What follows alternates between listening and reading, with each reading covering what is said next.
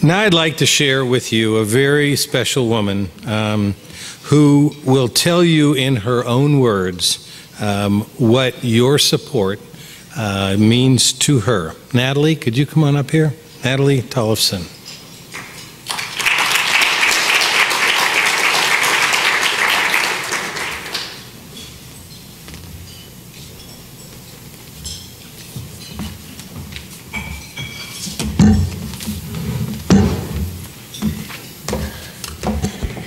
I'm only 4 feet 11 inches, so I need a booster chair so I can see table 3. I just want to thank the university for having me here to speak. It's such an honor. Get my notes here. My name's Natalie Tollefson. I graduated from GGU in 2010 with an undergraduate degree from the business school and a concentration in human resources. Choosing to join the GGU community was actually a pretty easy decision for me. My father was an alum of the law school in '85, and he is a very successful attorney, over 25 years now, and I really admire my father very much, and I trust his judgment, so GGU was a very obvious option for me. But I also needed a program that had flexible course offerings, because at the time I was a working mother, and I needed something that I could attend at night, that I could take classes online, that I could go in person and get that face-to-face interaction. And so GGU was perfect for me. Actually, my first class was online, and this was about 7 years ago. And the reason why I needed an online class at the time was because I was living in Manhattan. Now I know what you're thinking, ooh, Manhattan, New York, the Big Apple, very fancy. No, this was the Little Apple, Manhattan, Kansas, also known as the armpit of America.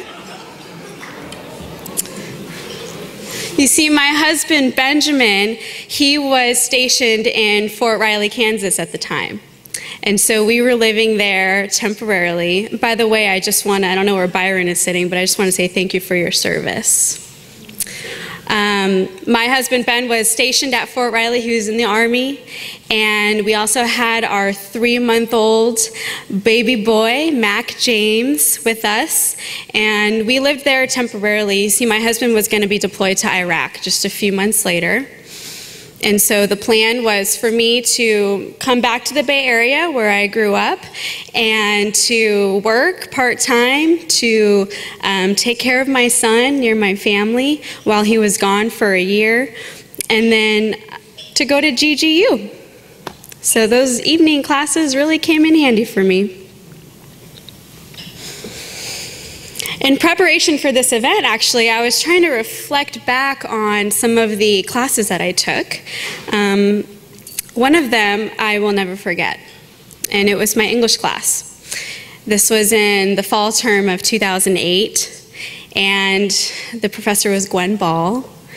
And in this class, we were assigned a research paper. So we could choose the topic. Now, as a fairly new wife, I was a year into our marriage and 3 months into a deployment, I was really nervous that my husband was going to come back from war with post-traumatic stress disorder or, issues dealing with fighting in combat. He was on the front lines. And so for my research topic, I chose the topic of how best to support a spouse suffering from combat stress or PTSD. So that was my topic. I turned my paper in. I felt really good about it. And 15-page paper, a lot of work, a lot of research. I was confident, though. I didn't know what was going to happen just a few days later. It was New Year's Eve day, 2008, and I was actually at work. All of a sudden, my dad comes through the doors. He was red in the face and came right back to me and said, "We need to go." And when you can just tell when something's wrong, and I panicked and I thought, oh no, is it Mac? Is it my son? Mac was 8 months old at the time, so he was just a couple miles away at home with my mom. And, I said, is he hurt? He said, no, Mac is fine, but the Army is at our house.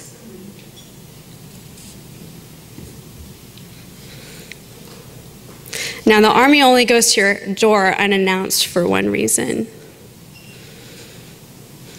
But I didn't want to believe it.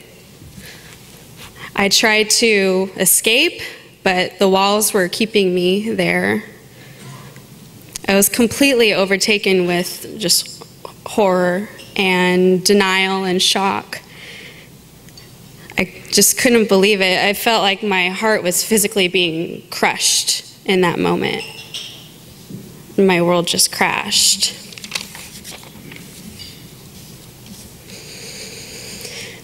The irony is, I actually got an A on my research paper, and my professor even asked if she could use it as an example for future classes.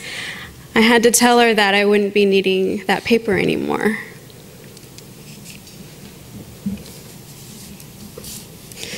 So as you can probably imagine, the following days, weeks were a complete blur.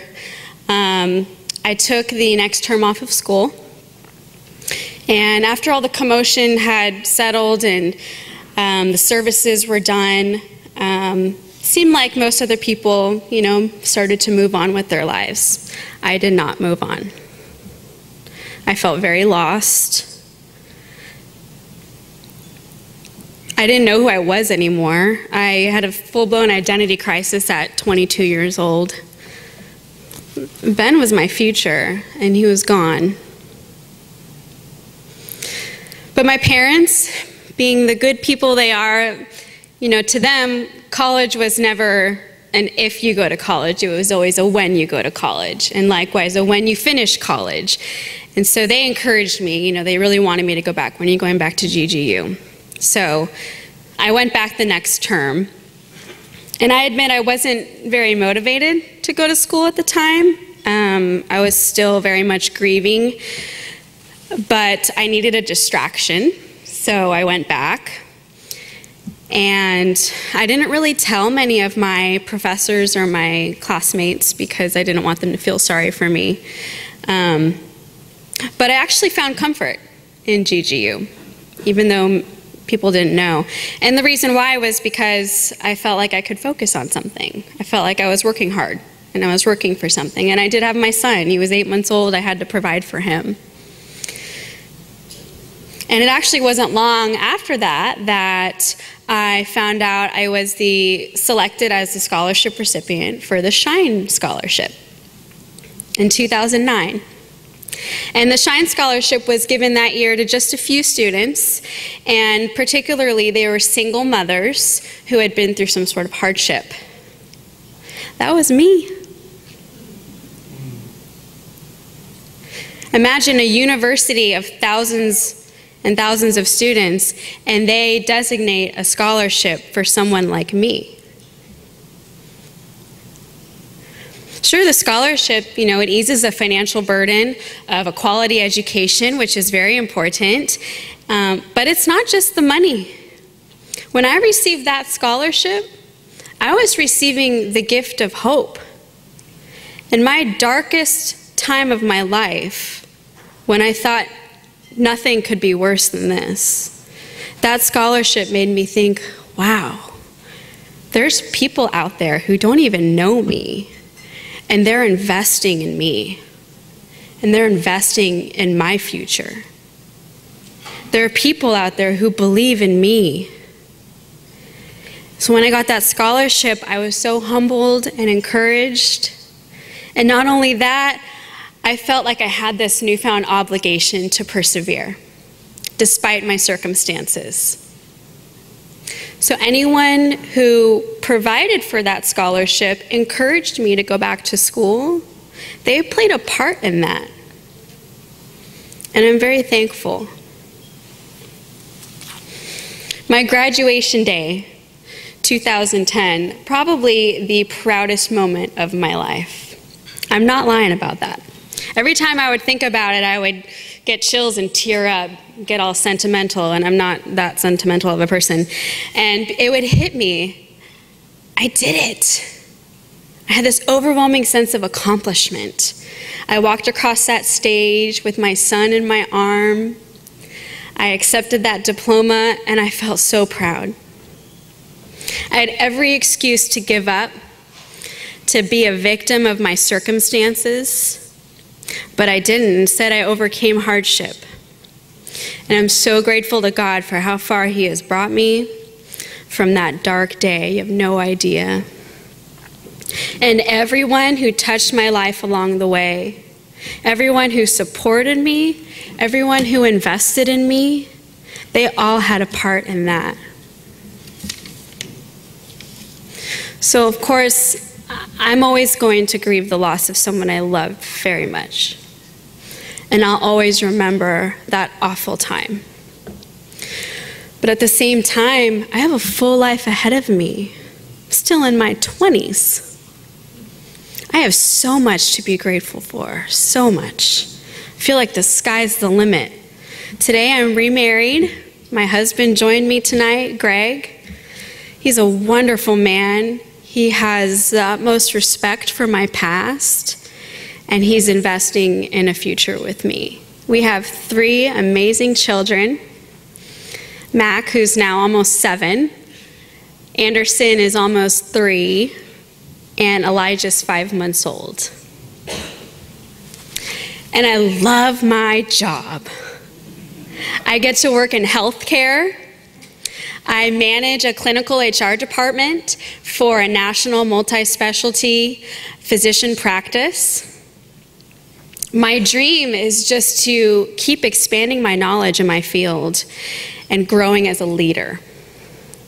What really drives me in my daily work is just connecting with people on a deeper level, which I feel like I really wouldn't be able to do as well if I hadn't gone through some difficult experiences. I love developing strategy. I love innovating new and efficient ways to get things done. I love challenging the status quo with our leaders and looking for ways to improve the care that we ultimately provide to patients. I feel like I have an impact on patient care because I spend my days supporting these physicians that are in the emergency departments and in the hospital, and I get to help them have a career satisfaction and have more longevity and do their jobs better. I just want to make a difference in this world while I'm here. So each of you out there have an opportunity to make a difference as well. I don't know if you knew that. You have an opportunity to empower young students or older students to impact this world in a positive way, to help them overcome. You never know what they're going through. So if you ever think twice about supporting higher level education or investing in students, don't hesitate. Remember my story. Remember the stories that you heard on the screen. It's worth it. And you never know whose life you may change. Thank you.